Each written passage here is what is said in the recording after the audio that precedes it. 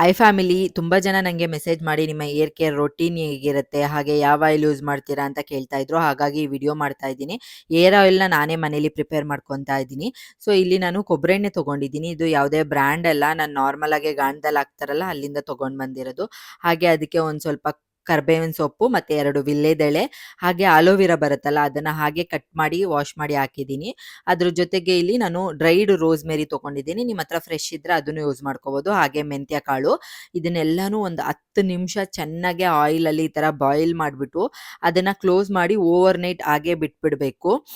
Over night ಆ ತರ soak ಮಾಡೋದ್ರಿಂದ ಚೆನ್ನಾಗಿ ಅದೆಲ್ಲ ನಿಮ್ಗೆ ಅಬ್ಸರ್ವ್ ಆಗುತ್ತೆ. ಆಮೇಲೆ ಮಾರ್ನಿಂಗ್ ಎದ್ದು ನೋಡಿ ಈ ತರ ಫಿಲ್ಟರ್ ಮಾಡಿದ್ರೆ ನಿಮ್ಗೆ ಆಯಿಲ್ ಈ ಕಲರ್ ಸಿಗತ್ತೆ. ತುಂಬಾ ಚೆನ್ನಾಗಿ ಎಫೆಕ್ಟಿವ್ ಆಗಿದೆ. ನಾನು ತುಂಬಾ ವರ್ಷಗಳಿಂದ ಹೀಗೆ ಯೂಸ್ ಮಾಡ್ತಾ ಇರೋದು.